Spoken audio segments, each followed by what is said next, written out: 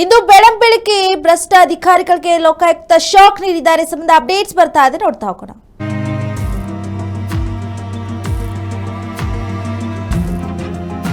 ಬೆಳಂಬೆಳಗ್ಗೆ ಭ್ರಷ್ಟ ಅಧಿಕಾರಿಗಳೇ ಶಾಕ್ ನೀಡಿದ್ದಾರೆ.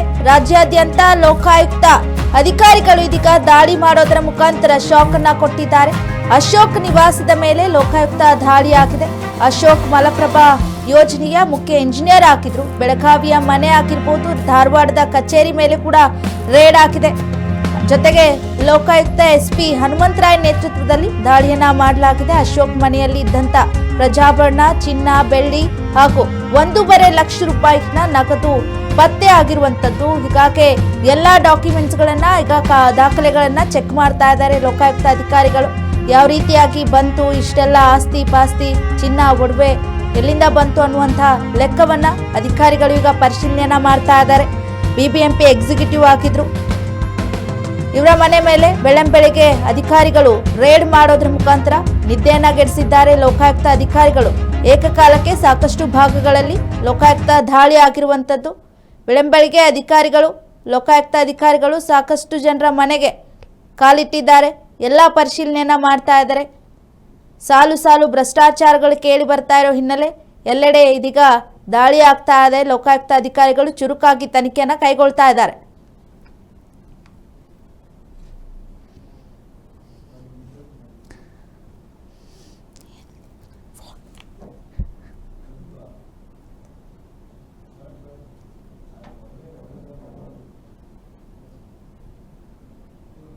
ನೋಡ್ತಾ ಇರ್ಬೋದು ಯಾವ ರೀತಿಯಾಗಿ ಚಿನ್ನಾಭರಣ ಸಿಕ್ಕಿದೆ ಅವ್ರ ಮನೆಯಲ್ಲಿ, ಎಷ್ಟು ಪ್ರಮಾಣದ ಚಿನ್ನಾಭರಣ ಸಿಕ್ಕಿದೆ ಅನ್ನುವಂಥದ್ದು ಫೋಟೋ ಅಲ್ಲಿ ನೋಡ್ತಾ ಇರ್ಬೋದು ನೀವು.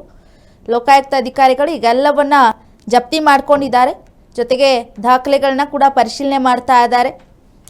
ಬೆಳಂಬೆಳಗ್ಗೆ ರಾಜ್ಯದ ಹಲವೆಡೆ ಲೋಕಾಯುಕ್ತರು ದಾಳಿಯನ್ನ ಮಾಡಿದ್ದಾರೆ. ಹಲವು ಜಿಲ್ಲೆಗಳಿಗೆ ಏಕಕಾಲಕ್ಕೆ ದಾಳಿಯನ್ನ ಮಾಡಿದ್ದಾರೆ. ಮುಂಜಾನೆ ರೇಡ್ ಮಾಡೋದ್ರ ಮುಖಾಂತರ ಭ್ರಷ್ಟರ ನಿದ್ದೆಯನ್ನ ಗೆಡಿಸಿದ್ದಾರೆ. ಶಿವಮೊಗ್ಗ, ಚಿಕ್ಕಮಗಳೂರು, ಗದಗ್, ಶಿವಮೊಗ್ಗ, ಧಾರವಾಡ, ಕಲಬುರಗಿ ಜಿಲ್ಲೆಗಳಲ್ಲಿ ಲೋಕಾಯುಕ್ತ ಅಧಿಕಾರಿಗಳು ರೇಡ್ ಮಾಡಿ ಪರಿಶೀಲನೆಯನ್ನ ಮಾಡ್ತಾ ಇದ್ದಾರೆ. ದಾಖಲೆಗಳನ್ನು ಪರಿಶೀಲನೆ ಮಾಡ್ತಾ ಇದ್ದಾರೆ. ಬೆಂಗಳೂರಿನಲ್ಲಿ ಲೋಕಾಯುಕ್ತ ಅಧಿಕಾರಿಗಳು ಕೂಡ ದಾಳಿಯನ್ನ ನಡೆಸಿದ್ದಾರೆ.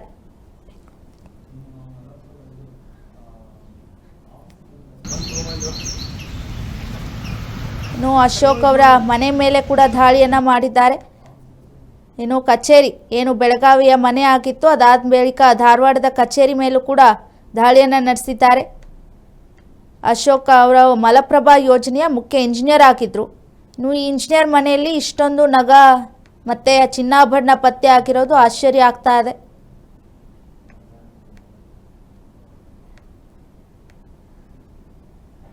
ಎಸ್ಪಿ ಹನುಮಂತರಾಯ್ ನೇತೃತ್ವದಲ್ಲಿ ದಾಳಿ ಆಗಿರುವಂಥದ್ದು. ಮನೆಯಲ್ಲಿ ಸಾಕಷ್ಟು ಪ್ರಮಾಣದ ಚಿನ್ನ, ಬೆಳ್ಳಿ ಹಾಗೂ ಲಕ್ಷ ಹಣ ಕೂಡ ಸಿಕ್ಕಿರುವಂಥದ್ದು. ಇದ್ರ ಬಗ್ಗೆ ಈಗಾಗಲೇ ಅಧಿಕಾರಿಗಳು ದಾಖಲೆಯನ್ನ ಪರಿಶೀಲನೆ ಮಾಡ್ತಾ ಇದ್ದಾರೆ. ಯಾವ ರೀತಿಯಾಗಿ ಬಂತು, ಮುಂಚೆ ಎಷ್ಟಿತ್ತು, ಈಗ ಎಷ್ಟು ಆಸ್ತಿ ಪಾಸ್ತಿ ಮಾಡಿದ್ದಾರೆ ಅನ್ನುವಂಥ ಪರಿಶೀಲನೆ ಆಗ್ತಾ ಇದೆ.